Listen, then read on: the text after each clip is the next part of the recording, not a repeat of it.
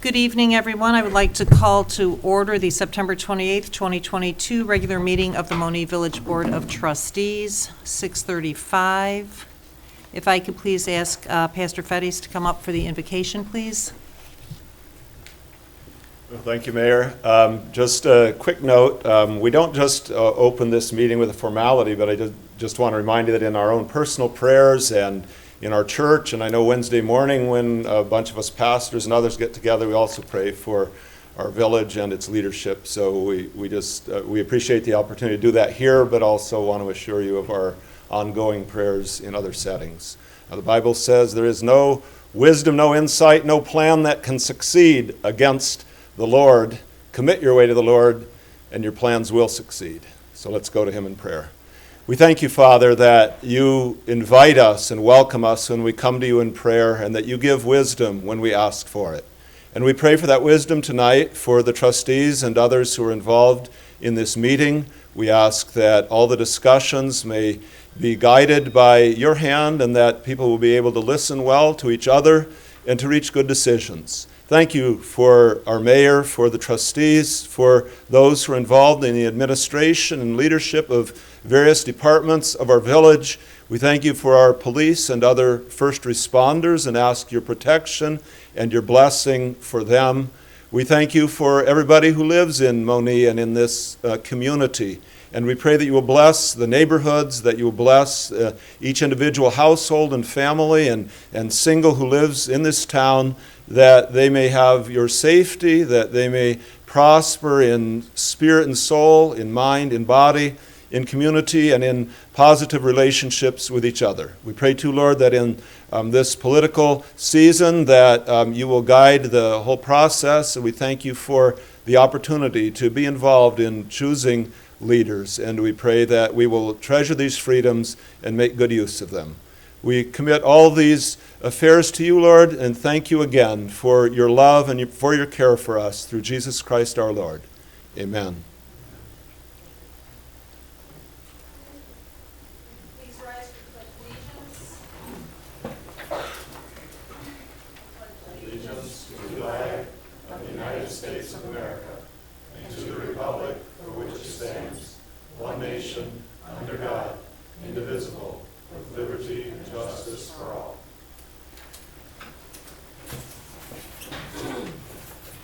Roll call, please. Trustee Gonzalez. Here. Trustee Horn. Here. Trustee Henson. Here. Trustee Rakis. Here. Trustee Wilson. Present. Trustee Udris. Here.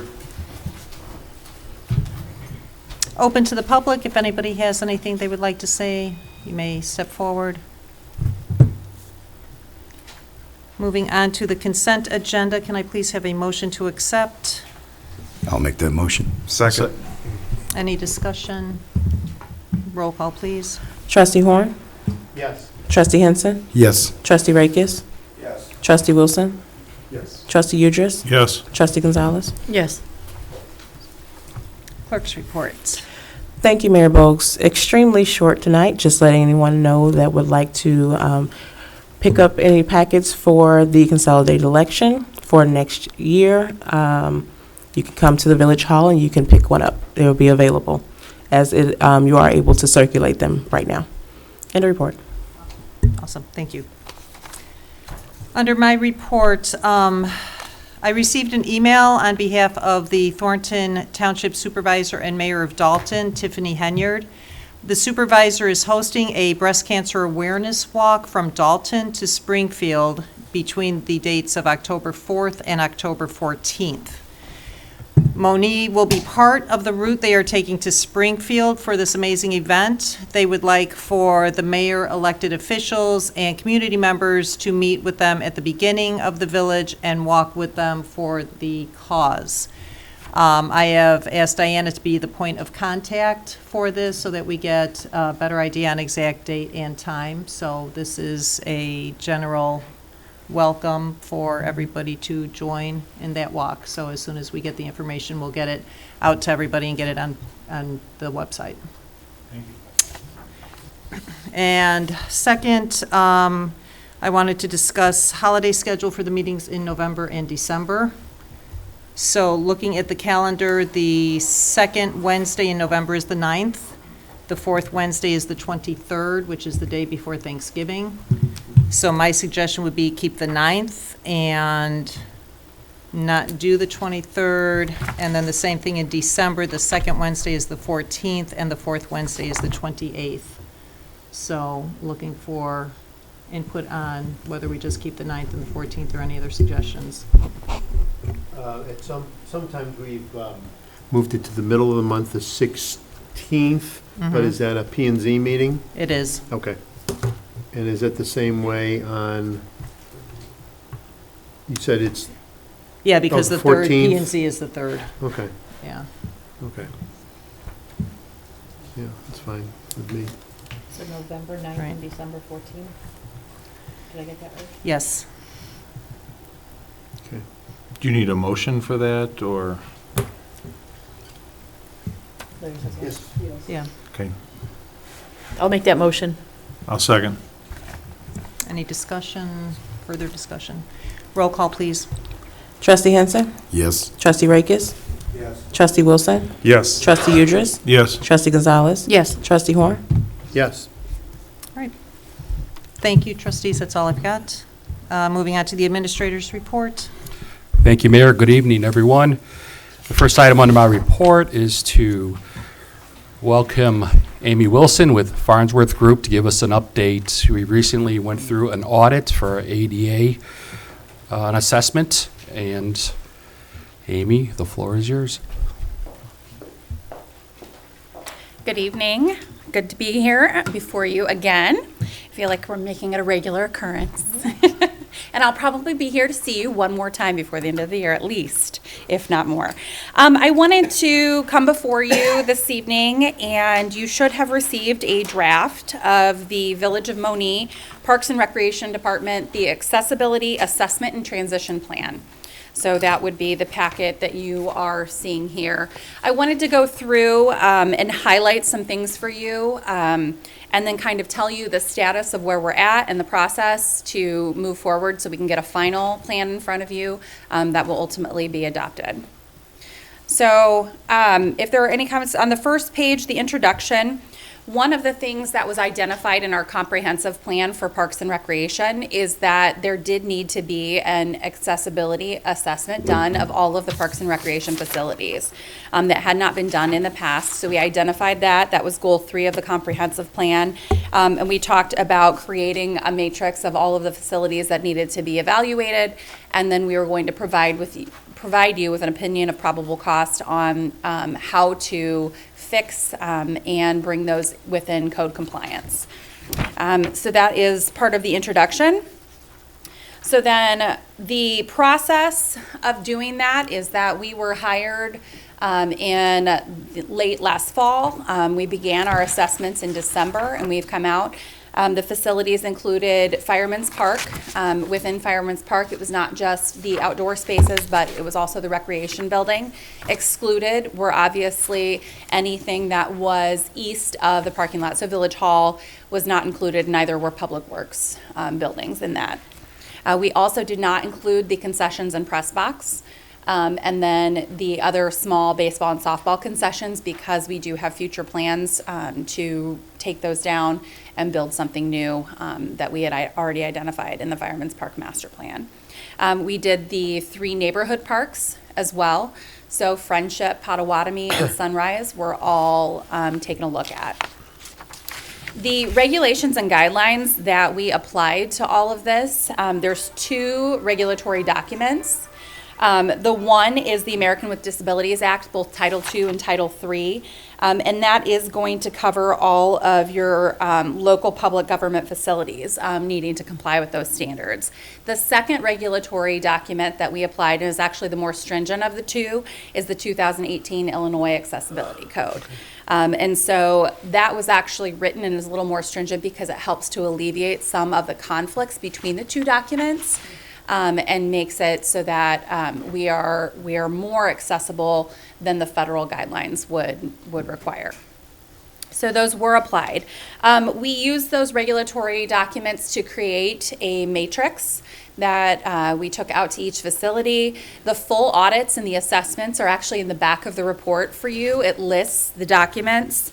That'll begin on page, it's in the appendix, begins on page 23.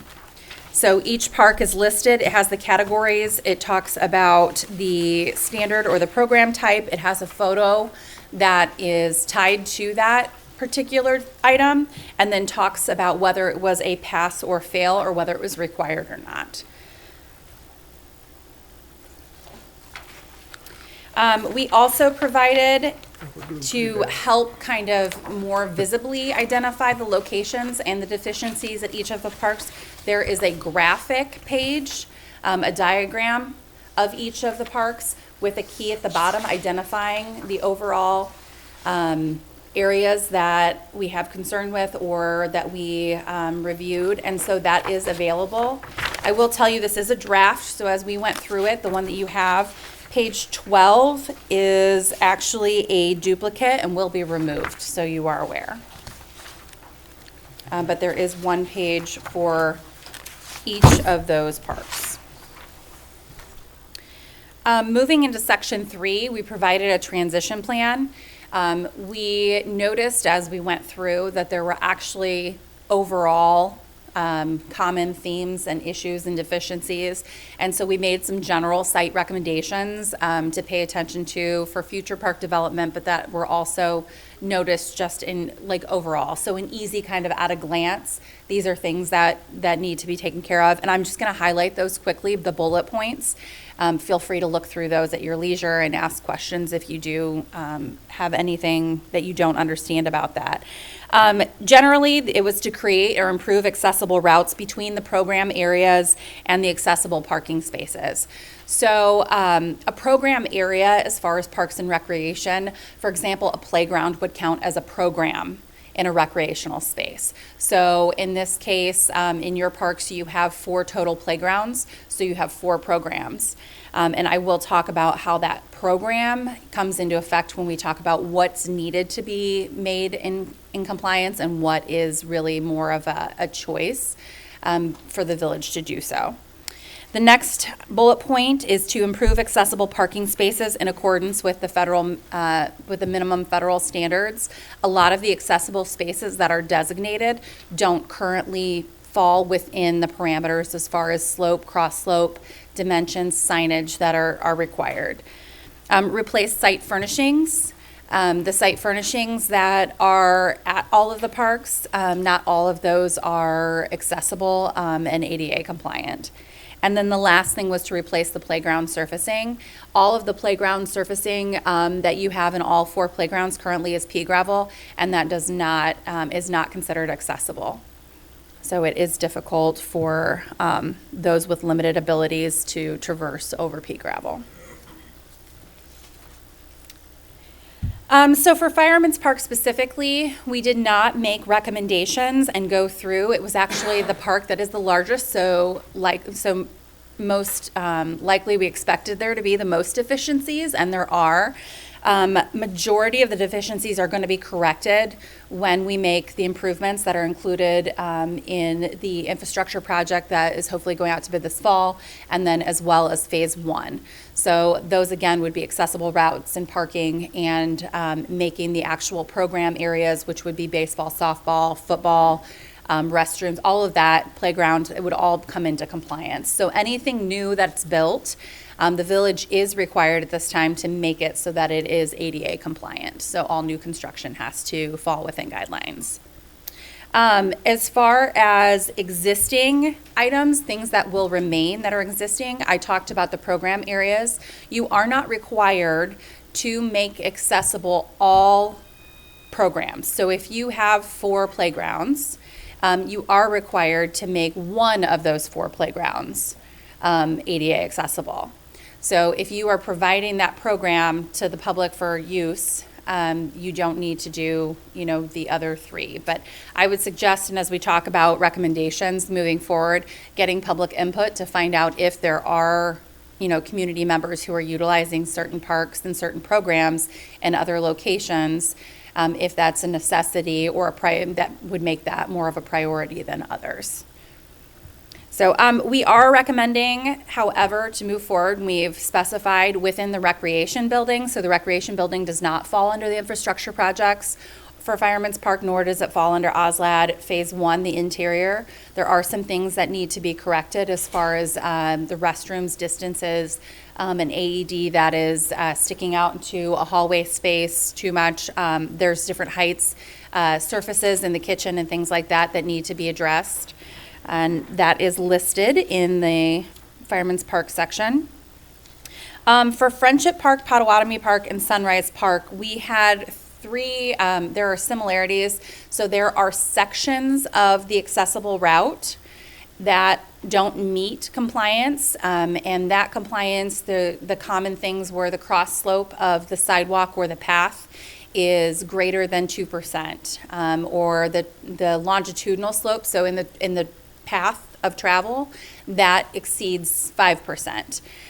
Which would make it a ramp and would need to have a railing and whatnot. So there also were a couple of gaps in the sidewalk or cracks in the pavement or lifts that were greater than a 1/2 inch in width or greater than a 1/4 inch in height. And those things can be fixed easily. It's really more of a maintenance issue. And so those just need to be looked at and repaired and replaced.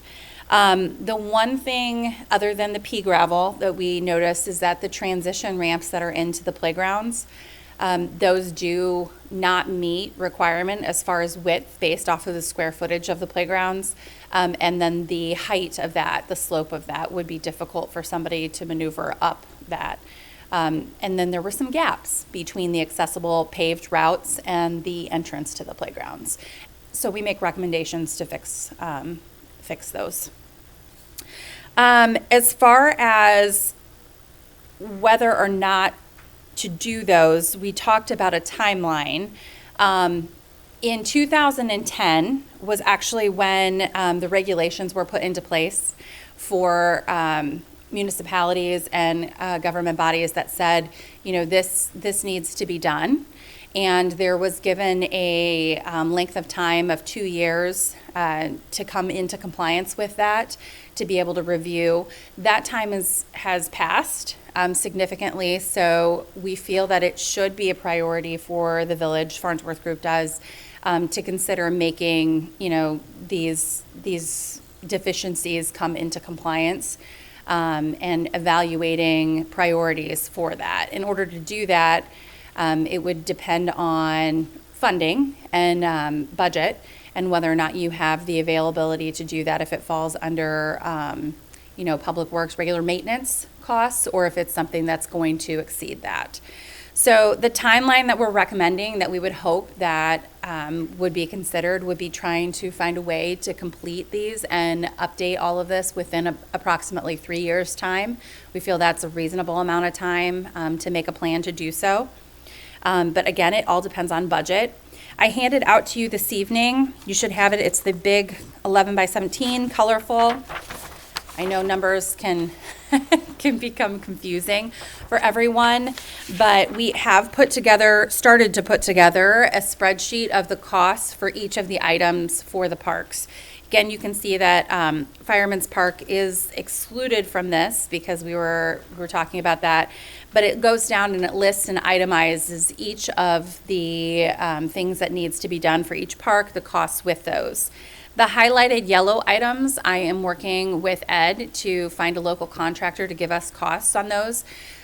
Costs for smaller projects in smaller areas is typically more expensive, and we'd like to use somebody local, so we didn't use our typical numbers that we estimate, and Ed and I were just talking, we have some numbers for concrete, but we need to work on asphalt and then carpentry numbers as well. So we would bring those back to you, but this is going to help to determine how and when to schedule these projects. And that's what we would like to continue to do, is to work with you and work with staff to identify how you would like this outlined within the transition report, so that you have a plan in place and can present it to the public so they know what, when, and how much these projects will be. So, the other thing that we are encouraging the village to do is to get public input on this draft and the items that were identified for each of the parks. Again, to find out if there are community interest groups that are, they are serving senior citizens or those with disabilities, to get input on where they're, what they're using, and did we catch everything, and are there other difficulties and things like that. The village, as far as I know, has not adopted a mobility device ordinance, I don't believe. So to get their input, that could be taken into consideration for this. So again, our assessment is for ADA compliance, not specific to mobility devices, just to all persons with varying abilities. And then the last thing would be to let you know that once we have a final format, it will be presented again, and it would be then adopted, and so that it would become official. And then you would want then in the future, as you complete certain projects, to give updates, whether it be on social media or on your website, that you're working on certain projects or that certain things have been completed, so that your residents and the users of these park spaces and recreation spaces know that they're accessible. Does anyone have questions at this time? Looks like you've given us some homework. Well, there's a lot of information to digest, and so we want input on that from the trustees. And then it's a working document currently, so that you need feedback. It needs to serve the village just as much as it's going to serve the residents. So, with these pass or fails, yes. does that hurt us against the grants and stuff also, right? It does not. No. No. Okay. So the grant itself is for Fireman's Park alone. Okay. And everything that's within the grant application, those are all new proposed improvements or renovations, and everything will be ADA compliant and accessible. So it will actually alleviate, that's the reason why we don't have specific recommendations for the recreational amenities in Fireman's Park in the transition plan, because those are all being addressed with the Fireman's Park improvements. In a perfect world, if we came up with this money, say tomorrow, how quick could Farnsworth take care of all this? Farnsworth Group actually wouldn't take care of it. I mean, how soon do you think it could be done? Would they not be able to start till spring, or? Some of these things could be done sooner than later. That would be, again, at the direction, I think I would have to work with Ed to figure out how soon contractors would be available to do the work. I know we had discussed that some of the work could possibly be done internally by, village staff, so, and maintenance workers. So there's a little bit of both there. So it would be some coordination and scheduling that would have to happen. All right. But I don't foresee anything keeping work from being done except for scheduling. I have a question. Yes. So the pictures that are starting on page 34, Yes. so are these pictures of, they're not random pictures, but are they of things that are out of code? Is that what? Yes, so we have identified the pictures, starting on page 34, you'll see at the top, it starts with Friendship Park, and they all remain, they have a number in the bottom right-hand corner. Yep. 3-4, that corresponds with, if you look, starting on page 23, the numbers correspond with the number on the left side of the column. So for example, photo 3 on page 34 is saying that accessible parking stalls connecting to accessible route. So that's sitting from the road looking in, there's no accessible parking spaces in that location. Okay.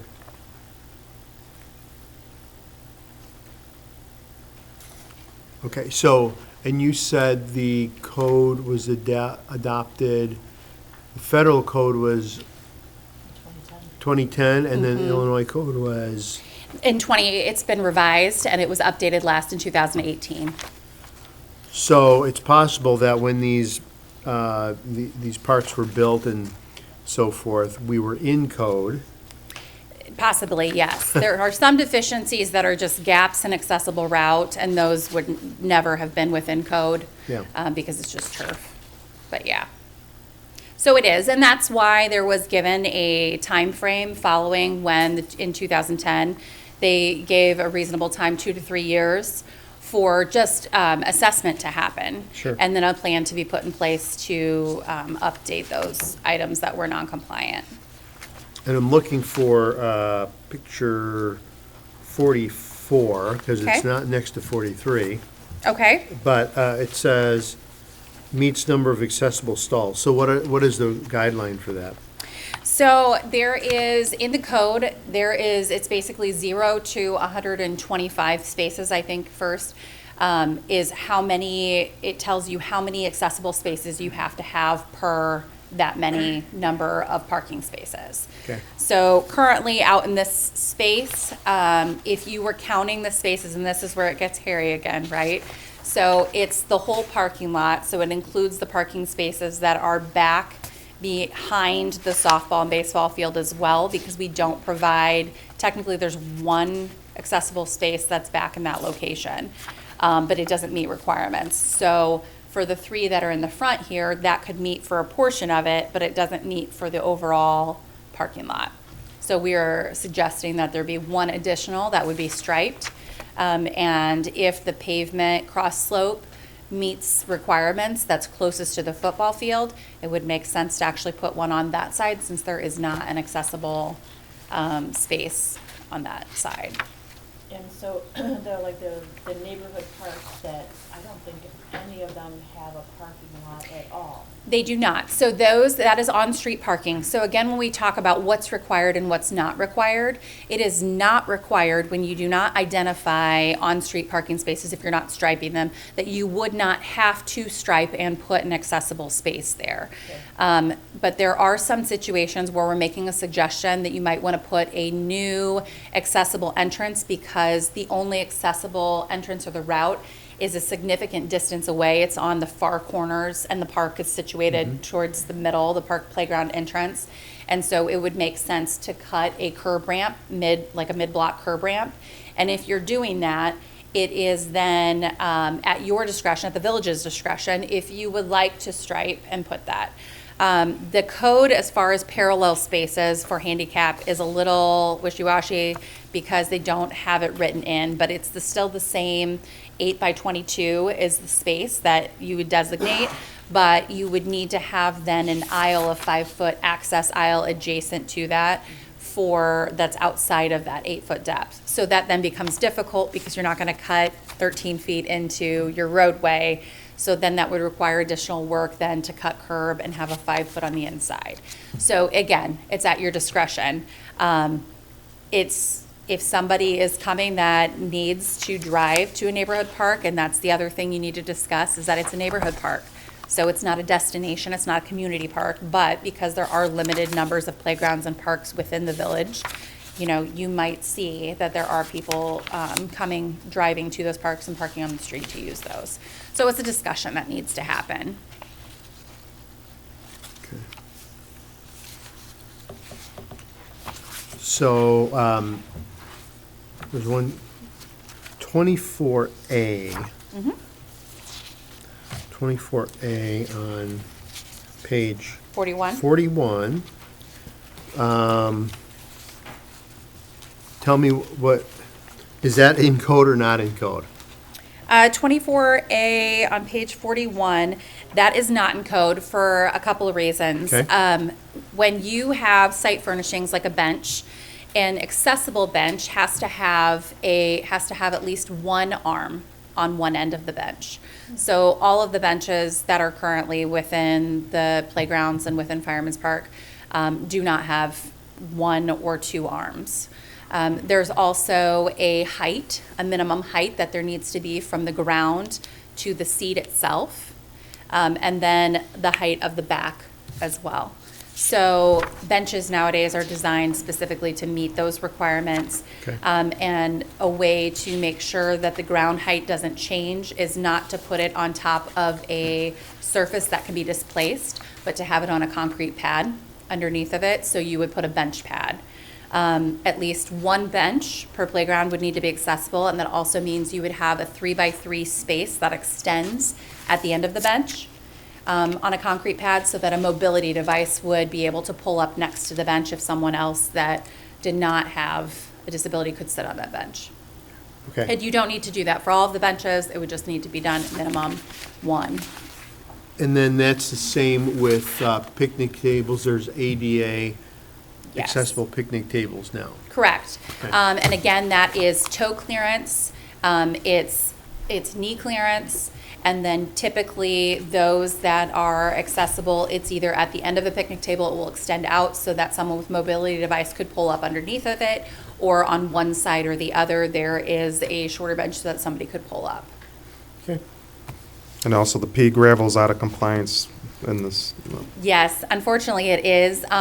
Mulch, shredded hardwood mulch, the engineered wood fiber, does count as an accessible surface. There are some requirements with that. Most communities use that because it's the most economical surface, but it can be compacted enough. It is not great for those with mobility devices, but it does fall under the requirements for accessibility. What's, Do you have an example? I'm sorry. yeah, go ahead. No, your same question. Oh, go ahead. Go- So beyond the mulch, then, what is another accessible, Compliant surface. Another compliant surface would be poured in place rubber surfacing, which you might see, which is a popular choice nowadays. Unfortunately, it's very expensive, and with materials just increasing, we're seeing that come in anywhere from $29 to $34 a square foot. So just to give you guys an example, for Fireman's Park, so for the playground going in for the grant, while we would love to do poured in place, the cost for the playground, the proposed playground, I'll just give to you, it's about $22,525 for engineered wood fiber, but to put poured in place surface for the same area, it's over $200,000. Boy. So, but the difference is that once that is in, it is a maintenance potential. It's basically maintenance free as far as you do not have to top it every year. It does not need to be raked regularly. So that's one of the requirements with engineered wood fiber to be accessible, is that somebody needs to be out there. You know, if you see the merry-go-rounds, they call merry-go-owls now. They have inclusive ones, but it still runs down those tracks in the mulch. You know, you get down to the dirt. To make that so that it's accessible, there has to be a maintenance staff member that's going to come out there, and they're going to rake that back so that it's smooth, to make sure that the depths between the bases of the slides and the equipment are maintaining a certain, and then the transfer station. So another option for surfacing besides poured in place would be the rubber tiling. I typically steer clear of that because while it seems like it is about average to like a little bit cheaper than the poured in place. The problem is that those rubber tiles have to be set on a hard surface underneath, whether it be asphalt pavement or concrete pavement. So then you have the cost of that anywhere from $10 to $13 a square foot. So Can I go out on a limb and ask, what about like an Astro Turf? artificial turf is another option that can be done. We are seeing that comes in about the same. Pricing has it's just increased across the board, unfortunately, for synthetic materials. What has the longest life of those different surfaces? It would, and the longest life and least maintenance would be the poured in place rubber surfacing. Do they still use like the shredded tire stuff for playgrounds, or is that, 'cause Honestly, I've removed it from every playground that I've worked on. Okay. So I think it's still available, but the problem is that when it needs, so it starts to break down the same as any other material, it's very dirty and gets on kids' like clothes and hands and things like okay. that. So when they do remove it or try to top dress it or things like that, it makes it difficult to dispose of. Gotcha. Interesting. Any questions? Any more questions?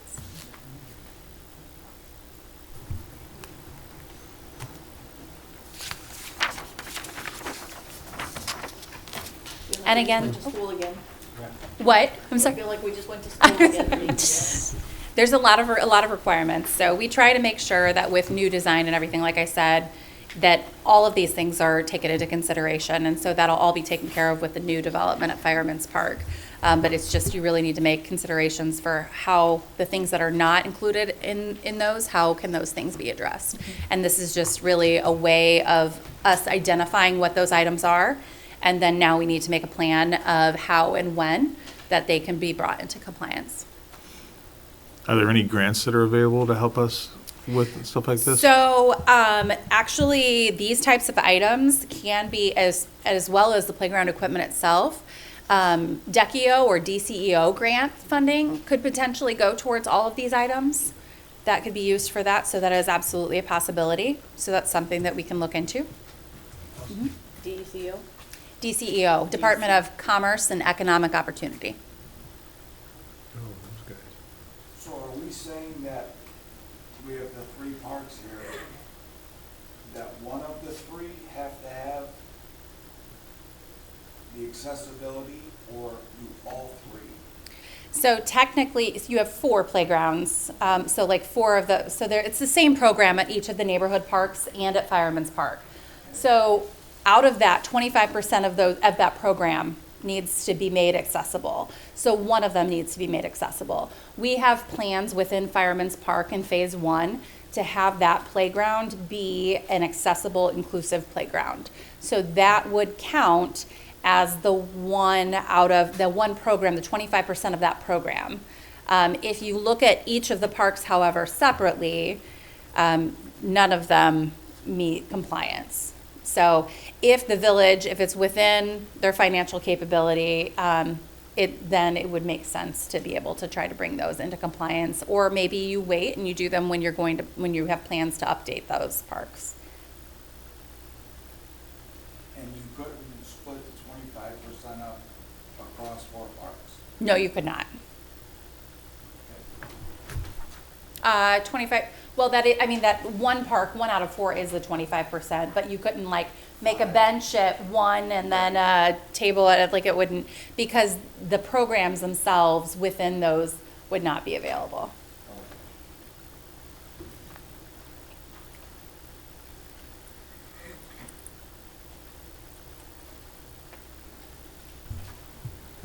So I guess following this meeting, if there is additional input, that Ruben can gather that or could be emailed, and then we could take that and then we can make plans, hopefully, to get some public input and get you guys a final draft then to review. That's what I would ask, how can we make available public input, and do we have the input meetings like we did before, the community input meetings, town hall, or however you want to call them? I'm sorry. I was just asking Ruben to see if, how we can do public input, if we can do like we did before for the comprehensive plan, perhaps for public input, like the town hall meetings, that we had several in here about the parks. Most definitely, we can coordinate with Amy and come up with a schedule to do that, and so we can gather the public's input and moving forward. It might be a good recommendation to try to have maybe 2 sessions to catch different groups that are unavailable, some during the day and some at the evening. And they don't need to be long and extended. They could be short. It could be a lunch hour even for those that are, working or have children, or it could, for seniors that would prefer to come out during the day versus an evening time too. So, but maybe a call for input, social media and on the website. And the cost on that, can you run that by me again? What Sure. numbers were? So the cost for you mean for the improvements for each of the? No, for the artificial and then like the wood chips, like what was the price? So for pricing for the artificial turf, I don't have the exact cost because there is varying different kinds of artificial turf. There's some that have infill, and then there's some that have thatch versus an infill, which is what I would recommend probably on a playground because there's less maintenance and less displacement of that. But for engineered wood fiber, the cost of that, we're looking at anything from, we use $95 a cubic yard. but it can go up to 105. Sometimes, depending on the quantity, it could be less. It could be 85. It's just, again, it's how many cubic yards are you getting? Is it one truck? Is it two? Is it three? Is it? And then the poured in place surfacing, rubber surfacing, we're seeing $29 to $34 per square foot installed. So, and that does include the aggregate base that's required. So poured in place goes on an aggregate sub base, and then it has a filler, an impact level that's underneath of it, and that depth of that is determined based off the height of the playground equipment. So the fall heights from the decks as to how thick that needs to be, because the attenuation of the surface. And then it has a top coat, which is the pretty coat that everybody sees, that you can choose a solid color or a mixed color. And typically the ones that are mixed, like a black and blue or a black and another color, are less costly than ones that are a solid color throughout, because there's less pigment that has to be provided. So there's a small difference in cost between those. So this is like what athletes play on in a field is basically what it is, but that foam piece, that's... For poured in place? Yes. No, it's they're small rubber particles that are put in mixed with an epoxy on site, and then it's spread over top and smoothed out, and then it hardens, and it's kind of springy. So like inside of a field house or in the field house or on a track, right? Similar to that, but not quite. So is there a playground nearby here that was just done, that has poured in place? There's not, no. Like inside of like high school's the track. Okay. I can probably look up and find one that's close. I wish if you knew what the question, I have some samples too that show that. I can also send a link to Ruben that he could email to everybody, that you could go on one of the websites and see how that works and see what it looks like.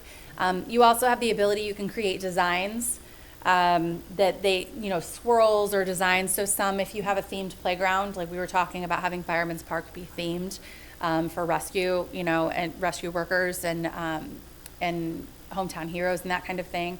So you could potentially, if you had a fire truck of something, you could potentially do poured in place. You could have done like a road, or like those designs can be done within the surfacing. So there's a little bit of free, or it's just two-tone and swirlies and, yeah.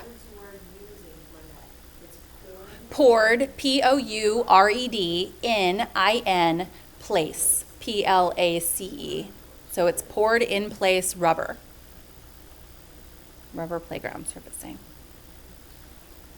It's called PIP for short. We refer to it as PIP. Just call it PIP. Sandburg High School, when I was coaching football in Orland, had their field was spongy, and if this is different, it's just something I haven't. I've not seen it used for athletic fields. So I've seen it used for track and field, a couple of areas in track and field, but not for an actual athletic, like sports field. So I'd be interested, unless it was an indoor thing. Chief Furnace said that in the school district, Monee school district, on their playgrounds, they have it now. I believe there's a brand new playground they just installed. Okay. Off of First Center Road, the school there. The only one that I know that I've done up here would be at Ludwig Elementary. So The Early Learning Center has inside the Creek Monee Early Learning Center. They have it in the middle of their school. Their playground is this. is that too? Yeah. Okay. So good to know. So if anybody's interested in seeing what that looks like. Yeah. You're welcome. Okay. All right, thank you, everybody. Thank you, Amy. So the next item under my report is award recommendation for Sunset Drive Water Main Project. The village has recently received and reviewed the following bids for the Sunset Water Main Project. The bids are as follows: M&J Underground, Inc., $596,042. Iroquois Paving Corporation, $692,345.06. H. Linden and Sons, Sewer and Water, $705,000. $705,165.00. Aries Inc., $723,092.00.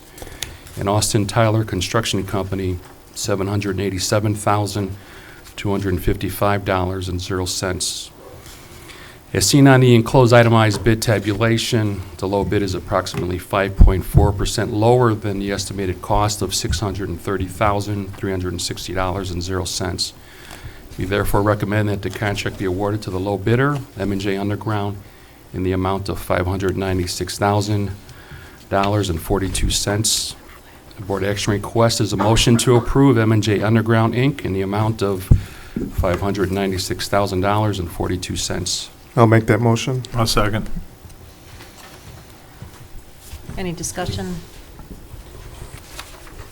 Roll call, please. Trustee Rakes? Yes. Trustee Wilson? Yes. Trustee Udris? Yes. Trustee Gonzalez? Yes. Trustee Horn? Yes. Trustee Henson? Yes. Thank you, Board. Next item under my report is the Building Department vehicle purchase request. The Building Department manager has requested the purchase of a 2022 Ford F-150 responder pickup truck to replace one of their older vehicles, which will be transferred over to the Monee Emergency Management Agency for their usage. With board approval, the 2022 Ford F-150 would be purchased from Durazio Ford in Wilmington. The vehicle pricing is part of the vehicle state bid process and invoiced at the government cost. The vehicle is priced at $49,020.00, but with the government concession price, it is invoiced at $43,207.24.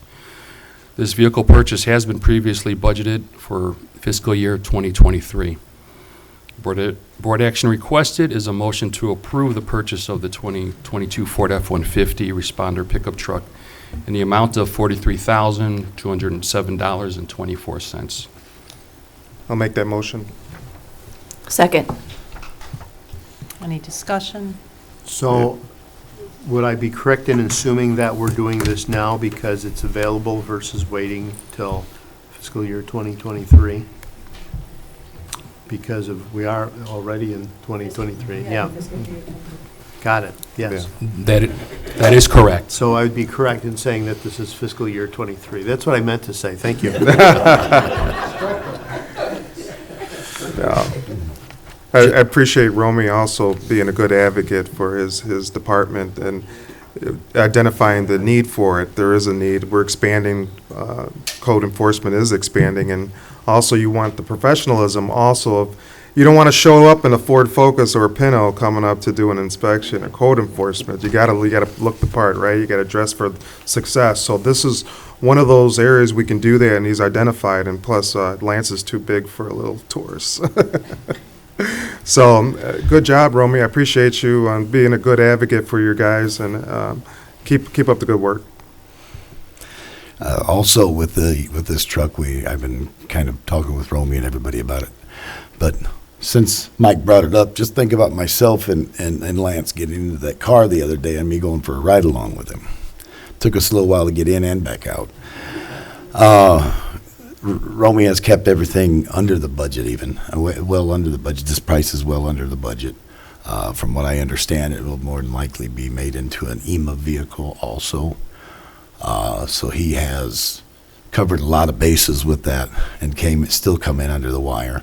And in answer to what you were getting at, Doug, was it's just like squad cars right now. It's hard to find any of them out there anywhere. So when you can find one and get a good price like that, they snatch it. I'd like to thank Randy for helping me find it, because he did most of the legwork to find it for us. Thank you, Randy. Thank you, Randy. Okay, roll call, please. Trustee Udris? Yes. Trustee Gonzalez? Yes. Trustee Horn? Yes. Trustee Henson? Yes. Trustee Rakes? Yes. Trustee Wilson? Yes. Thank you, Board. The next item under my report is Eat the Bone final TIF payout request.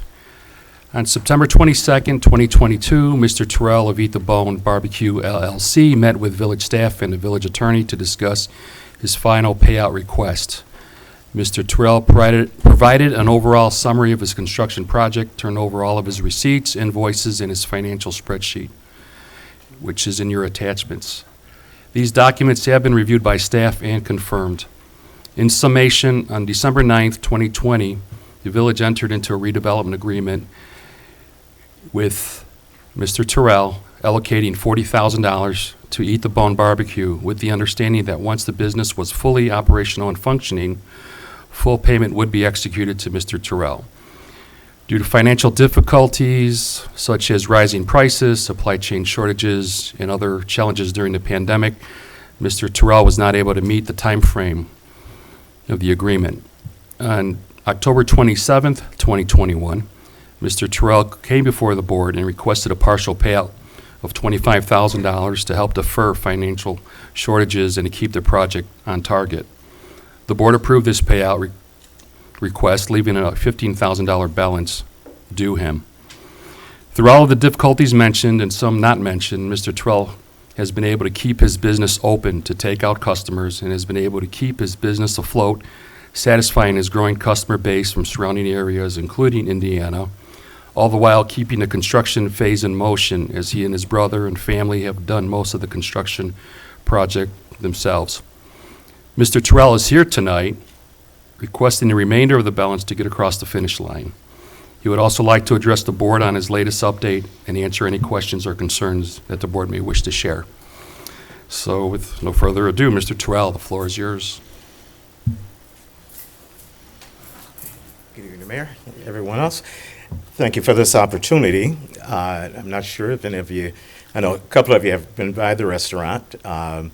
We have a very good customer base right now. We're at that threshold to finally, we're seeing a little light at the end of the tunnel. We had a lot of issues trying to get the hood. We had to have a custom hood because of the type of ceiling that we have in the facility.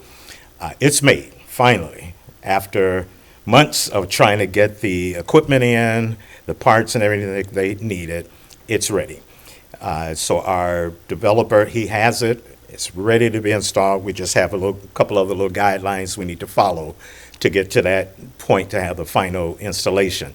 The grill, which is, some of you may smell a little smoke now, but the grill for the inside, we have it. It's in the facility now. We just have to have it installed. Much larger grill, give us even better capacity to provide the type of meals that we need to do. And we're trying to have the business a little more than just a restaurant. My wife and I, we've been pastors for, 30 years maybe. So we like helping people. We like being a part of our surroundings. And so we had a gentleman, a couple of months ago, came in. He had just lost his wife. One of our staff members looked just like her. And, so we just asked him if he needed prayer at that point. I don't mind praying. We're not trying to get you to come to a religion. We're not having a church or anything now. But if your heart is hurting, we want our facility to be one to be able to help you and to be there for you. One of the things that we're looking to do is to partner with the Greater Chicago Food Depository. They have a community kitchen there that trains upcoming chefs and so on. And they wanted to have a restaurant in the southern suburbs that they can intern. So we're working on a deal now and trying to see how we can work on that, have those chefs come in, partner with us for a couple of weeks in turn. We train them, the front end and back end part of the restaurant. Then they're out, able to do their thing. So those, and then we're looking at some other like job readiness programs and things to help the community. So we don't want to just be there, just to take the money. We want to be a part. We have discounts for, like the village, for the fire, the police, because my family and veterans. My family and I didn't make it to get into the military or anything, but a lot of my family members are. So I appreciate the work that they're doing. So that's our way of giving back to those that are helping us. So we're not looking for anything from anyone. That's not what this is all about. It's just us saying, thank you for your service. And that's how we look at it. So what we're doing now is these funds will help us get to where we do. Now, we will have to put on a few dollars, which won't be a problem. Our issue right now, we have loans. Our budget for this project was double what we expected to put into it. Once COVID hit, that just blew everything out. So, but we're there. We're fully open. Our kitchen, we're cooking outside. Most if you've been by, you see that. We're cooking outside to make sure we provide what we need for our customers. So once we get that kitchen, it's not going to be one of those little fly-by-night kitchens. It's going to be a nice-looking kitchen. And that's why we have that big window, so you can look back there and see this beautiful place. We wanted a place that when you walk in, you're happy about it. You love the way it looks. Our bathrooms, we want a bathroom that's kind of look like the hotels. That's what we were looking for. So you come in, it's nice, it's homey, and so we want to get it finished completely at this point. So these funds will help us get over that hump. Again, we will have to put in a few other dollars, which is not going to be a problem, but this will get us to where we need to be.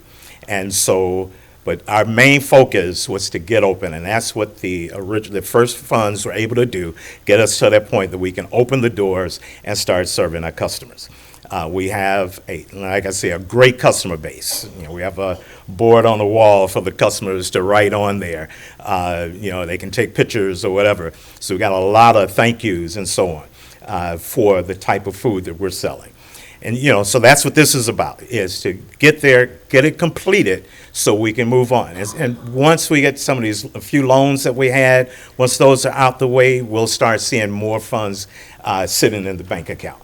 But right now, we're trying to hurry up and get these bills paid because we didn't want to be in debt for 2, 3, 4 years. We wanted to get everything paid off within that first year, and that's what we're working towards. My brother and I, we're looking forward to being in this community for years and years to come, and even open up other locations is what we're looking at down the line to do that. We're getting a lot of requests for different areas. We're researching them to see if it's feasible to do what we need to do. But that's where we are right now.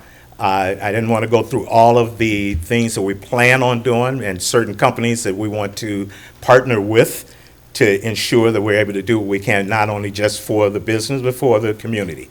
So that's where we are. Any questions that you might have, feel free to ask, and we'll go from there. Well, first off, thank you.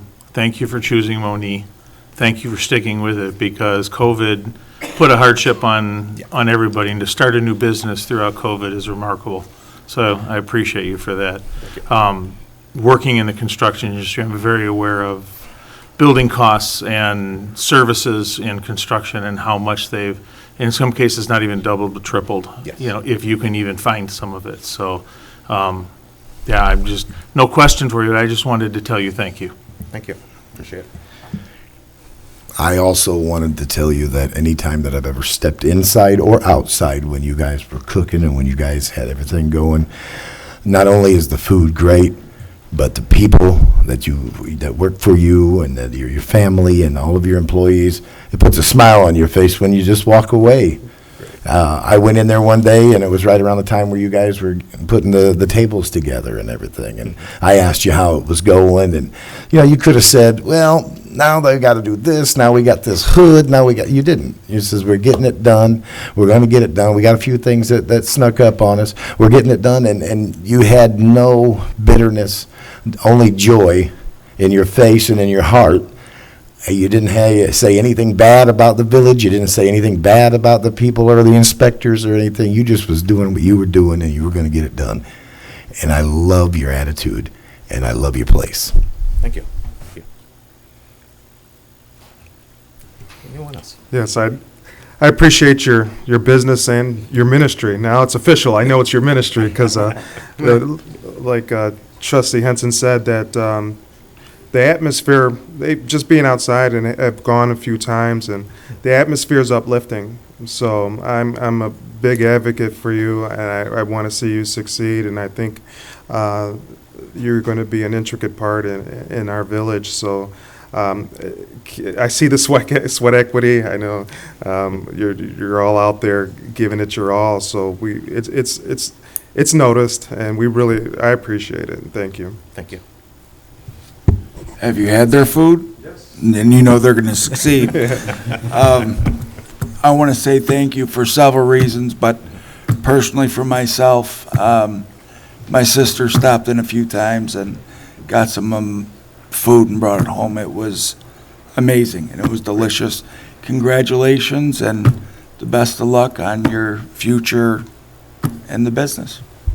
Thank you.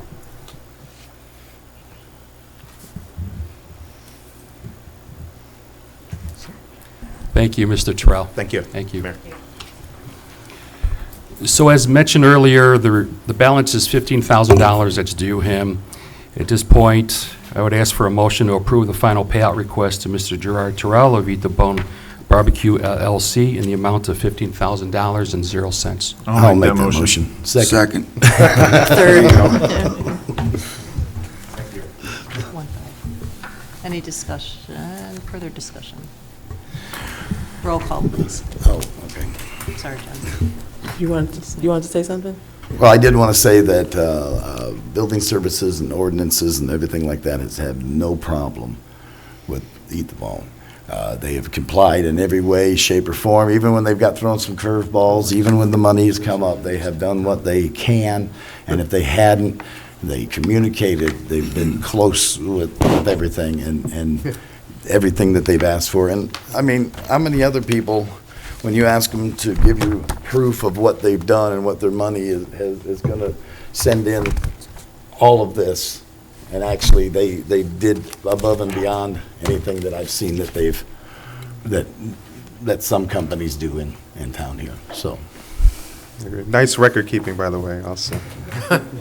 We can actually read it. A plus on that one.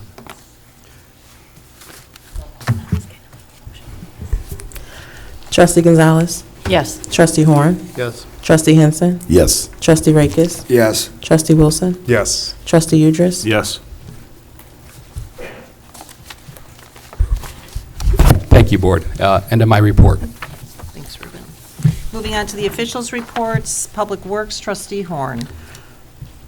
Good evening, everyone. 2 items on my agenda today. Number 1 is Court Street resurfacing. Yes, we're going to do resurfacing here in October. Starting Monday the 3rd, Iroquois Paving will be doing a resurfacing project on Court Street from Eastgate Avenue to Will Center. The contractor has 25 working days to complete the project, and as such, it should be completed by early November. The Federal Surface Transportation Program is providing 80% of the funding, while the village will provide the remaining 20. Sounds like a good deal to me. Hydrant flushing will be performed throughout the village from October 10 through the 21st.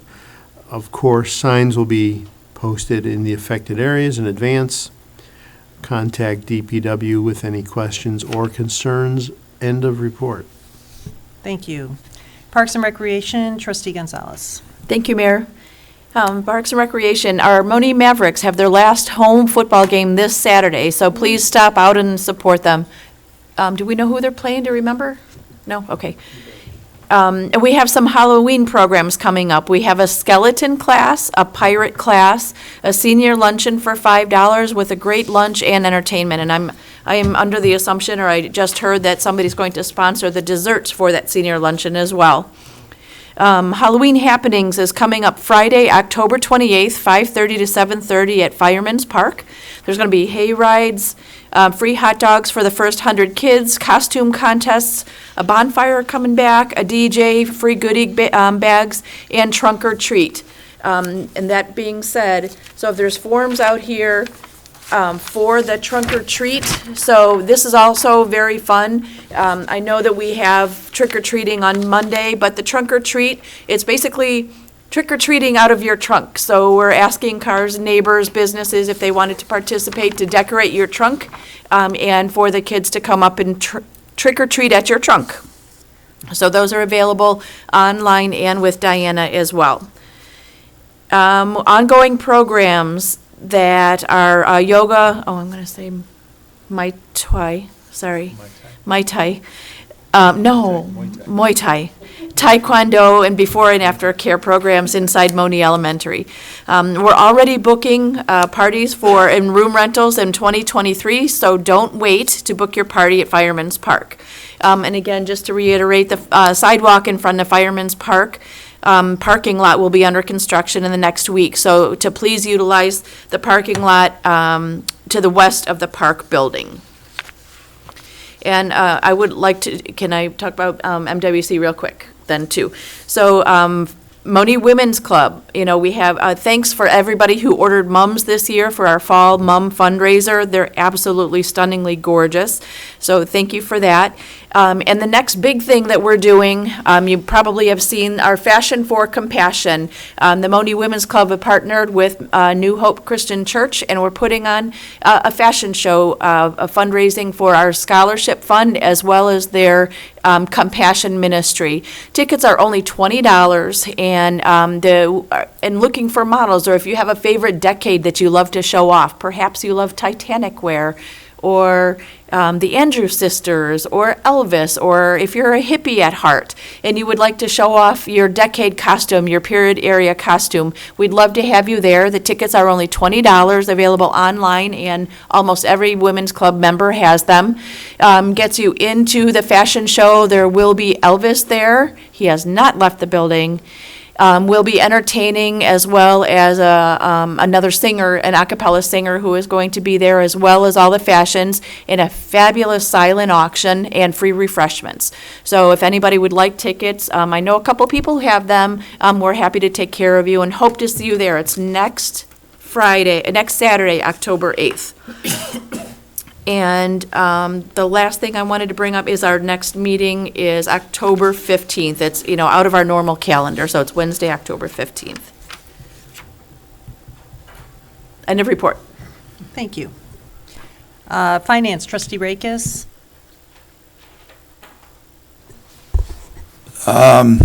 Some tax relief information. The reminder is all applications for property tax relief will be due this Friday at 12 p.m. Distribution of relief funds will begin Saturday, October 1st and end October 31st.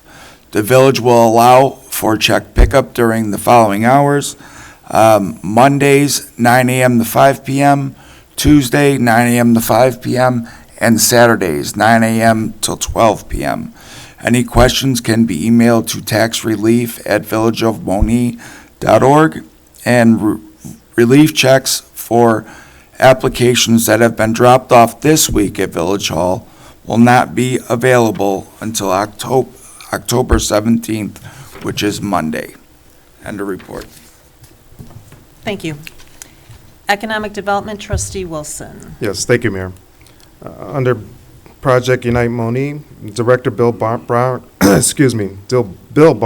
a tongue twister, is working on obtaining Monee Enterprise Zone.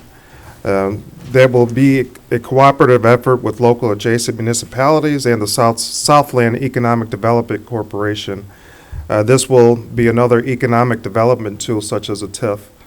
Yesterday, several board members and I had the opportunity to attend Chicago Southland Chamber of Commerce after-hours event located right down the street here at Bolt Field. I had an opportunity to meet some new, interesting government officials and vendors. I also had an opportunity to have a couple conversations about best practices that are currently taking place in different villages that we could benefit from. So it was time well spent. This past September 15th through the 17th, several members of the board and myself attended the 109th Annual Illinois Municipal League Conference held in downtown Chicago. I had the opportunity to attend several informative conference sessions, and would like to highlight one in particular, which is the Invigorating Downtowns. It's kind of relevant to what we're doing here. It was presented by Farnsworth engineer Wayne Aldrich. The town of Normal planner Mercy Davison, the president, Chris Coos, and manager, Pamela Reese, and they discussed their Uptown project, which was their downtown project. So Normal, Illinois' population just under 55,000 and is located about 100 miles southwest of Monee off of I-55. Despite Normal being larger than Monee, I saw a lot of correlations between the two, Normal and Monee. For one, Normal is usually prefaced by Bloomington, right? Bloomington, Normal, and we are prefaced by Crete, Monee. They are the smaller municipality out of the two, and so are we. Normal has no natural destination spots and relies on its rich history, kind of like what we do here with the Historical Society. So they tapped into that resource. Normal reconfigured streets and roadways to establish a modern downtown area that included a turnabout. Well, we have a turnabout, and we're working on the modern upscale downtown area that Mr. Terrell is a part of. So it's wonderful to see that. So Normal's president, Chris Coos, said that they had over 80 town hall meetings to get this project off the ground. So 80 town hall meetings. Imagine that. For Farnsworth, for the comprehensive plan for Parks and Recreation, I think we did maybe 5, 6. Pre-COVID, we did in person. We did them here. And then we went to video conferencing. But those, I learned a lot at those meetings, listening to people, listening to the voices of the community and what the community wanted, you know, and it's not about what we want, right? It's about what the community wanted, and a lot of that Gaga ball pit came from that. That was identified by kids that this is what they wanted. And through the Boy Scouts, Billy took that upon his scout program to make that happen for us. So that's, you know, brainstorming and having these think tanks and these pools, we learn a lot, and it also provides us an opportunity to develop the plan for the future development of Monee. So 80 town hall meetings, that just blew my mind, but it made it successful. You have to have that buy-in factor of the stakeholders, the residents, the businesses, the vendors, everyone had, the government officials, they even tapped into their state legislators to make these things happen. Sometimes you need to pull on those bigger purse strings than you and those people that can move and shake things. But it came down to the people. You know, we need your input. We need that. We need to know when we're developing our plans, a comprehensive plan, our overall comprehensive plan for the village, Parks and Recreation. We need that information. We need it 24/7. We don't have to wait for specific events to take place. But I'm sure we all have our favorites that like to bend our ear. But for those who are silent, I encourage you to speak. You have a voice. We're all trustees. If you don't want to come to the mayor, if you don't want to come to the village, grab one of us, talk to one of us, email one of us. That's all you have to do, so that we can resound your voice. Your voice won't go unheard. So then that way we can better serve our community. So, looking at the parallels between Normal and Monee, just let me know that we're headed in the right direction here.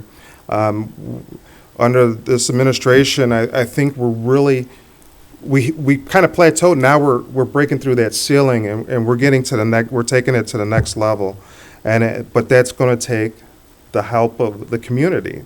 So to get us there, we're going to, as we talked about having committee meetings or trying to find out for further park plan, that we need your input. We need to find out what it is you want to see here, what it is that, because a plan, it starts with a vision, goes to a plan, and then takes action, right? But that plan is not set in stone. So we need to go ahead and tweak it a little bit, modify it a little bit, and make it work, make it fit for us. So don't think it's that plan is set in stone, that your voice wasn't heard and is not going to be heard. That's not true. We're always here to take that feedback. So a common thing with successful projects is stakeholder participation, right? that resounded in this meeting, and just seeing it applied in our village, that we need stakeholder participation with the planning process. And stakeholders sharing their thoughts and opinions will help shape the project. That's where you come in, the residents, the business owners, the vendors, the government officials, so that we can form this plan, and a good plan, not just throwing something on the wall and seeing if it sticks, but something that we can actually follow, a guide, a blueprint, a roadmap to where we want to be. So I know I was a little winded, but I really was astounded. That little light bulb came on during this meeting, during this conference, that we're headed in the right direction. So I was really good to say, it was like confirmation that we were headed in the right direction. So I'm proud to be and honored to be a part of this board. Every member on this board and director is working hard. I can honestly say that, and we care.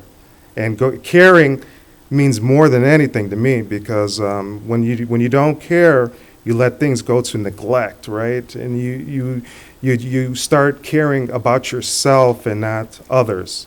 So I'm just glad to see the direction we're headed, and for those who, I'm letting you know from my perspective, inside looking out, that we're headed in a good direction and we're doing great things. So, end of report, Mayor. Moving on to Building Services, Trustee Henson. No report at this time, Mayor. Public Safety, Trustee Udris. Thank you, Mayor. I have a couple things here. First off, for emergency management, on September 26th, our EMA supervisor responded over to Thornton's for a diesel fuel spill. There was approximately 75 gallons of diesel fuel that spilled. Monee Fire was able to quickly secure the area, and once Thornton's cleanup crew showed up, they were able to turn it over to them, and they were able to get that cleaned up. For our police department, early next week, Monee Police will once again be accepting applications. New application testing will be announced at that time, with an anticipated date in early November. If you have any interest in becoming a police officer, especially a police officer in Monee, this is a great opportunity to join our fast-growing, highly professional agency. So check the village website and Facebook for more information to come on that. I also had the opportunity to attend Illinois Municipal League, and a couple other things that I wanted to highlight. We had a chance to sit down and listen to some of our state representatives. We had Representative DeLuca, State Senator Johnson, and Representative Wheeler. So we had a mixed board of Democrat and Republican. And what was very nice to hear is that all three of them had a genuine interest in making sure that our municipalities throughout Illinois are getting the support from the state that we need, making sure that we're getting the funding that we need. Talked quite a bit about that, and one of the things that I got out of that, not only for us as trustees and elected officials, but even for people, for everybody, they want to hear. They want to hear from people. They want people to email them, call them, talk to them, let them know what's going on. What are our struggles? What do we need help with? Because they want to help. And it's a bipartisan help that's out there. So that was very refreshing to hear, and came out of that very, very energized. Probably the best one for me was, and I know that this is a hot topic, but being able to sit down and listen to some talk about the Safety Act that has been all over the news, and there's been all kinds of information, true and not so true, that has been put out, and it has everybody very worried. I will say that the state had an opportunity to have the state police and some state agencies that are involved in the Safety Act there, and they canceled at the last minute. So, but we had a couple of police chiefs, and we had a state's attorney for King County there to answer all of our questions. It's a work in progress. It was pushed through and it was rushed, and there are some very vague areas, but again, I want everybody to know, and our chief is also, involved in making sure that the deficiencies and the vagueness get addressed and get taken care of, so that our police officers can do their job as safely as possible, so that we can be as safe as possible. And I wanted everybody to know that there definitely is being worked on by some very highly trained people, so, end of report. Thank you. Moving on to the attorney's report, Larry. Thank you, Mayor. I have 5 items for the board's consideration. The first item is an ordinance approving a special use permit for TA operating at 5914 Monee Manhattan Road. The zoning board made a favorable recommendation with respect to this use. It's up for the board's review and consideration.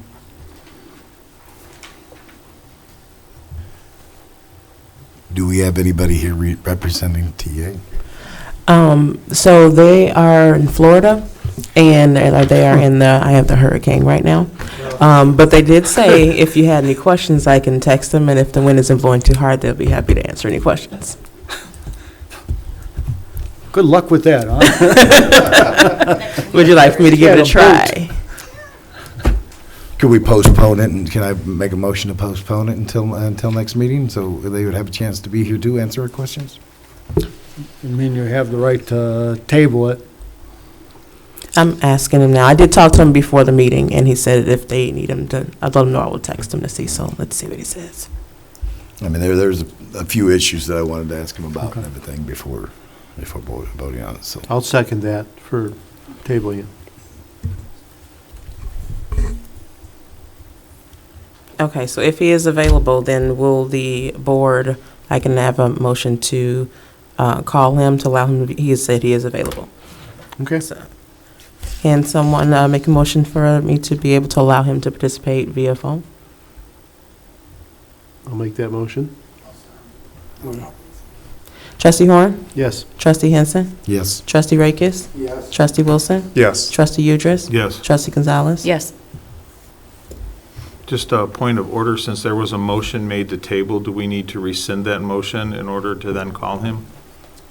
Or are we good to just move forward? We didn't vote. Okay. We'll just pretend it didn't happen. Exactly. The second item is an ordinance for a variance for property. Wait, I'm sorry. wait, not done. I'm calling him.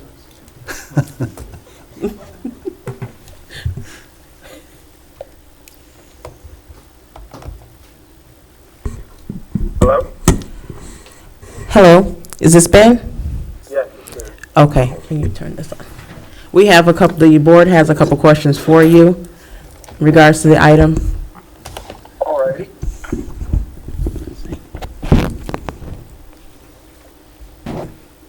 Okay. You may get next question. Okay. This is going to be a chain link fence is what they're talking about putting in there, correct? Are you able to hear him? Yes, I am. Okay. This is going to be a chain link fence? Yes, it is. Are you going to have any of the slots in them or any of the meshing on it to make it look less atrocious? What was that? All I heard was, are you going to have, and then it cut out. Are you going to have any of the slats in it or any of the meshing on the fence to make it look a little bit better, or are you just going to have straight chain link? We were going to go with just straight chain link. I could run that idea by the owners.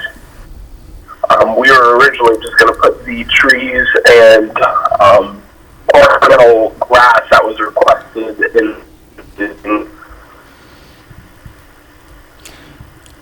Okay. How many trucks and trailers do you foresee coming in there per day, and how many will you have parking spots for them? This is just for trailers, if I'm not mistaken, correct? Yes, it is just for trailers. The owners are looking to seclude the traffic to just trailers that are being serviced. So I don't remember the exact number they said in and out per day.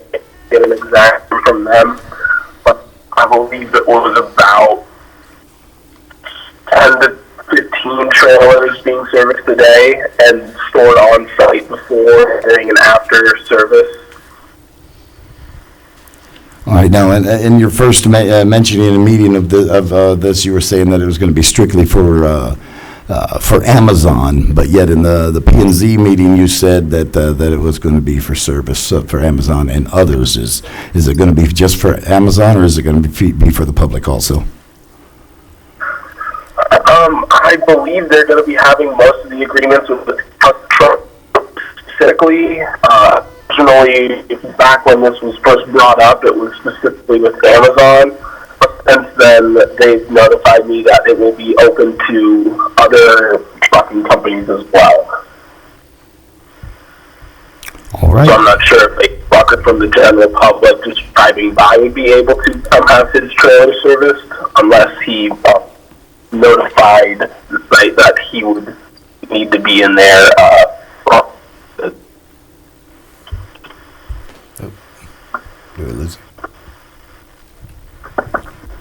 Could you repeat that? Yes. So, general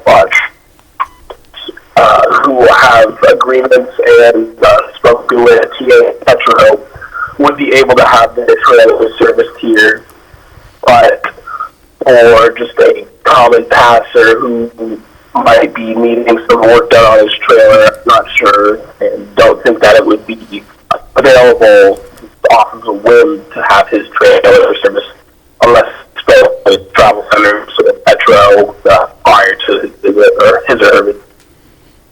Okay, understood. One more thing, what is the capacity of parking on that property?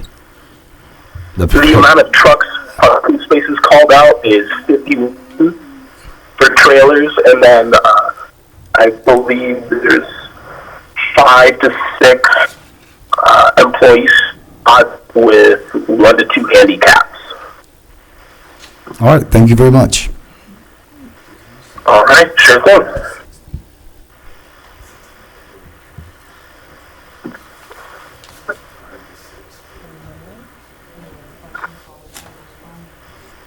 So, and he may not, someone can answer this, I don't care.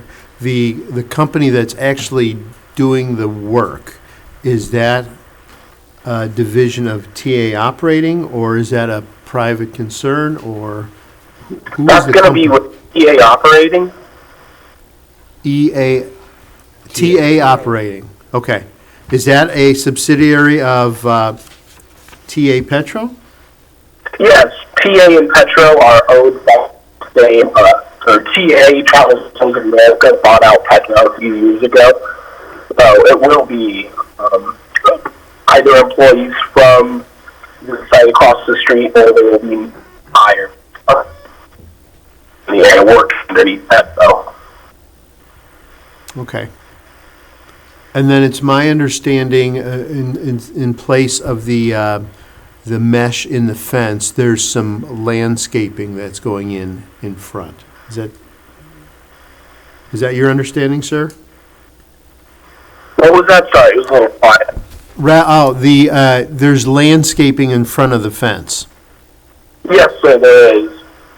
We propose to have some arborvitae trees covering the front fence, along with some ornamental grass during the time where these arborvitae trees will not be fully grown. Okay. That's all I have. Thank you. So one question I have with the fencing, the gate that's going to be on it, is that going to be a gate that's just open during certain business hours? Will trucks be able to enter codes to get in and out? My concern with that is trucks parked on Manhattan Monee waiting to get into the gates, and maybe I missed the talk on that, but I didn't hear anything about that. It will open during any time when trucks and trailers will needing to be entering into or exiting the site. That will be coordinated with TA and Petro, so the timing should be coordinated pretty specifically just to off of the schedule of when trucks will be coming in and out. So there shouldn't be any stacking onto Monee Manhattan. Okay. It's a hand operated. They'll be pushing it open and back and forth from what I understand when they come in. Now, that leads me to another question. Is this going to be a 24-hour facility? Will there be people working in there at night?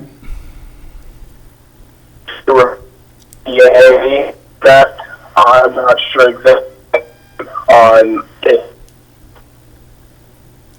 that or we'll start with limited hours. He said start with limited hours, I believe he said. I talked to PA and Petro on that. I was planning on having a Teams meeting open with them so they could answer that, but due to the situation with the hurricane, I have limited access. All right, thank you.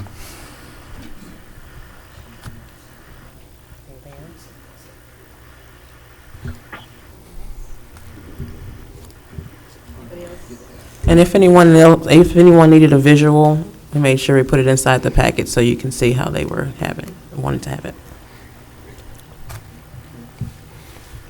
And this is currently the location that was across the street from the Petro, that was previously used for 24-hour truck parking. So it was already in operation and already up and being utilized by truck traffic. Now they're going to clean it up a little bit, so to speak, and then they're going to be actually doing maintenance repairs on trailers there. So it's a little different dynamic. It is a larger parking lot, but it initially was going to be only used by Amazon, and it currently, right now, I think it's limited trailer parking over there for the repairs. So I've seen some of the future pictures of it and the design. It looks decent. It's going to clean up that gap over there we have with just an open piece of property with the truck parking lot. So.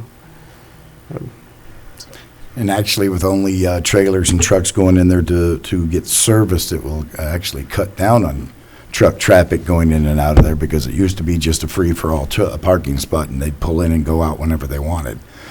This here will just have limited going in there, so it should help a little bit, rather than before, when you had a lot of people coming in and out at all times of the day and night just to park and sleep or what have you. So is this going to be a mobile, somebody in there working with like a tow truck or No, they're building a mobile truck? They're building a building to put five, I believe it's 5 trailer bays, and it will be a building for working on trailers, primarily Amazon.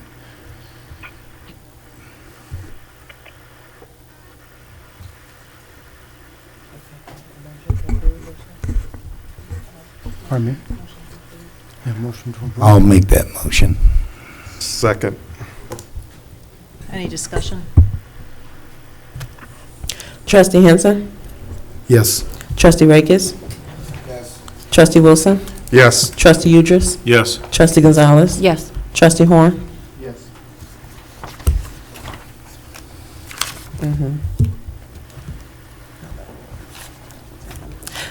2013. Thank you, Mayor. The next item, Wait, one second. Thank you, Ben. wait, so- No problem. Thank you, Denisha. Oh, you're welcome. Yes. Could you email me the results? I didn't hear anything in the past few minutes. No problem. No problem. It did pass. Oh, okay, thank you. You're welcome. All Have a right. great night. Stay safe. You too. Will Thank do. you. Bye-bye. The next item is an ordinance for a variance for property at 25727 South Violet. I believe the applicants are here tonight. This is for a fence variance that went before the zoning board at the last ZBA meeting. They did approve it, made a favorable recommendation to the board to adopt the ordinance for the variance for property at 25727 South Violet.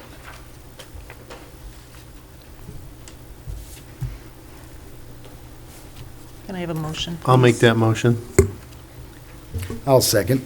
Any discussion? What they're wanting to do with the property, if you just go, I believe it's east one block, they have, that property has the exact same thing that they were wanting, and it's already there also. Plus, I believe that they made an agreement with the utilities and stuff in the back that they've got gonna put a gate and everything in there. So they've pretty well covered everything and done their due diligence on coming in. So. Roll call, please. Trustee Rakes?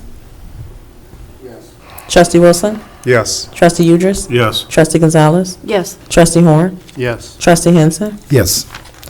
2014. Thank you, Mayor. The next item is an ordinance directing the sale of real estate at 5015 Cardinal Court, 4964 West Hawk Lane, 4990 West Hawk, and 5017 West Ribbon Drive. These properties are in the Eagle Fair subdivision. I believe these are properties that we purchased through the tax sale.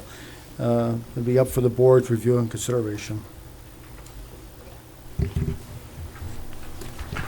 I'll make that motion. Second. Any discussion? Roll call, please. Trustee Udris? Yes. Trustee Gonzalez? Yes. Trustee Horn? Yes. Trustee Henson? Yes. Trustee Rakis? Yes. Trustee Wilson? Yes. 2015. Thank you, Mayor. The next, we need a motion open, for the bid opening for the sale of property at 6025 Industrial Drive. I believe we received some bids, so we need a motion to authorize the opening of the bids. I'll make that motion. Second. Trustee Gonzalez? Yes. Trustee Horn? Yes. Trustee Henson? Yes. Trustee Rakis? Yes. Trustee Wilson? Yes. Trustee Udris? Yes.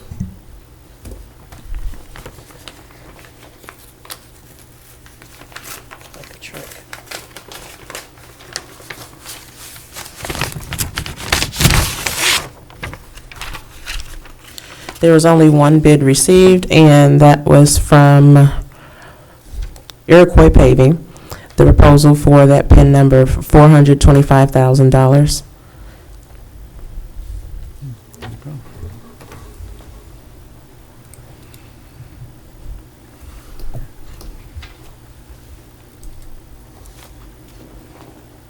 The next item then for the board's review, given the fact there's only one bid opening, bid presented, the board can then, if they deem it appropriate, authorize the sale of the property via the drafting of a contract and the ordinance for the next board meeting to sell it to Iroquois Paving for $425,000. It'd be an as-is transaction, and hopefully it would go fairly quickly. I'll make that motion. Second. Any discussion? Roll call, please. Trustee Horn? Yes. Trustee Henson? Yes. Trustee Rakis? Yes. Trustee Wilson? Yes. Trustee Udris? Yes. Trustee Gonzalez? Yes. Thank you, Mayor. That's all I have. Okay, great. Unfinished business, Larry, I'll let you take the first one. Yes, sir. Thank you. Yes, ma'am. This is, tabled this on a few occasions. Dollar General, I think we all remember what happened there. I know they've been red tagged today, so we should get the repairs done, I think, fairly quickly. This TIF payout, though, is to the note holder. The note holder's got nothing to do right now with that land. It's a separate issue. They've been very patient. They don't have, as they say, a dog in this fight. They don't own the land. They're not landlords. They're not tenants. They developed it, and they are looking for a TIF payout. So at this point in time, I think it would be appropriate to issue the payment. They've been patient. You don't want to be hit with late charges or a claim of we're not complying with the note. So I believe, Mayor, it would be appropriate to have a motion to authorize the payout to Milco. Discussion, or we have to? May I have a motion, please? to I'll make that authorize? motion. Second, discussion. Now, the TIF, there were certain criteria supposed to have been met by the first people on the property. I understand that this is, Oh, yes. but is it not a TIF that has to, the parameters have to be met and have to be kept in order for that, even those people to get their money, correct? Or no? But the note holder, all they had to do, we issued a certificate of occupancy probably 3 years ago. And they have the right to assign that note, which they did. It's like most. Okay, so the note holder has done everything that they were Absolutely. supposed to do. It's just Yes. Dollar General that can't get their Yes, sir. stuff straight right now. They subdivided that property, we issued a CFO. They were extremely thorough when it came to the just like Mr. Terrell, those expenses, they had them down to the penny. So I believe they've done what they were supposed to do. Okay, since it's not going to Dollar General itself, it's going No. to the note holder, I would tend to They're not agree. getting any of the Okay. money. Okay. Any other questions, discussion? Roll call, please. Trustee Gonzalez? Yes. Trustee Horn? Yes. Trustee Henson? Yes. Trustee Rakis? Yes. Trustee Wilson? Yes. Trustee Udris? Yes.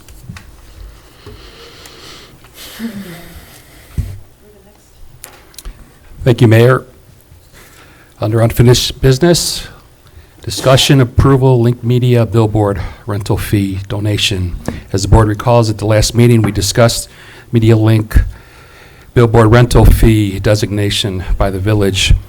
There's been several nonprofit organizations that have been brought forward and presented for board consideration. All of them in their own right are a worthy cause. It should be noted that in this discussion, that Media Link appreciated the village would donate the rental fees to a worthy cause, and it has increased the rental amount to $600 annually from $400 per sign. There's been much discussion over the last few weeks, and I believe even up until today, there's been discussion regarding this. I believe we have a consensus at this time. And with that, I believe it's been decided that the first donation with this property rental fee would be to the Make-A-Wish International Foundation. This would be a sole donation for fiscal year 2023 from the Media Link rental agreement. The total amount owed the village as of today's date is $1,760.00. For those who are not familiar with the organization's origin and mission, I would like to share this piece of history. Make-A-Wish traces its inspiration to Christopher James Grecius, an energetic 7-year-old boy that battled leukemia. He wished to be a police officer, and in 1980, his Phoenix community came together to make his wish come true. Christopher never knew that his wish would create a movement that would transform millions of lives. Chris spent the day as a police officer, rode in a police helicopter, received a custom-tailored police uniform, and was sworn in as the first honorary public safety patrolman in Arizona state history. Christopher died soon after, but his wish became the inspiration for the Make-A-Wish organization. Today, Make-A-Wish has been granting life-changing wishes for children and families for over 40 years. After the start of the Make-A-Wish in 1980, Make-A-Wish International was officially formed in 1993 to serve in 5 countries outside the U.S., and now helps to serve children outside the United States in nearly 50 countries and on 5 continents throughout its 39 affiliates. There are more than 43,000 volunteers around the world assisting Make-A-Wish to have collectively granted more than 520,000 wishes worldwide. With that, I would ask for a motion to approve fiscal year 2023 Media Link's rental fee to be donated to the Make-A-Wish International Foundation in the amount of $1,760.00. So moved. Second. Discussion? That was a nice piece of history. It just choked me up a little bit. I never knew that. It's pretty amazing. Roll call, please. Trustee Horn? Yes. Trustee Henson? Yes. Trustee Rakis? Yes. Trustee Wilson? Yes. Trustee Udris? Yes. Trustee Gonzalez? Yes. Thank you, Board. Is there any new business? It's not necessarily new business, but I just want to make sure that going forward, when it comes to something, if we have to have action for the board, that the board has it previously, and we can put it in the packet so that it can be transparent prior to the board meeting, 48 hours. Appreciate it. So and I just have one, I'm sorry, Mayor. Oh, go ahead. Just have one other thing that I neglected to mention in my previous report too. I know several people have been asking about another Monee or an autumn blood drive that we usually do here. So in keeping with that, we have organized an autumn blood donation, going along kind of with what Ruben has said. The next blood drive in our area is going to be at Crete Monee High School on October 5th. It'll be the ZPG and the CMHS Memorial Blood Drive from 8:30 to 1:30 at Crete Monee High School. So if you would like to donate, please do so. And I will say it as I do every single day. Blood donation saves lives every single minute of every single day. So if you can donate, please do so. If you can't, we're going to do it for you. And please share that. You know, we'll probably put it on the village webpage and the Monee Women's Club page too. Thank you, Mayor. Thank you.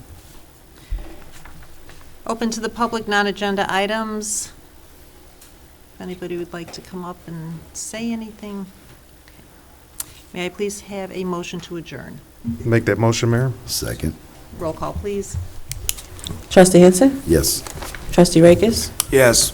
Trustee Wilson? Yes. Trustee Udris? Yes. Trustee Gonzalez? Yes. Trustee Horn? 8:20 PM.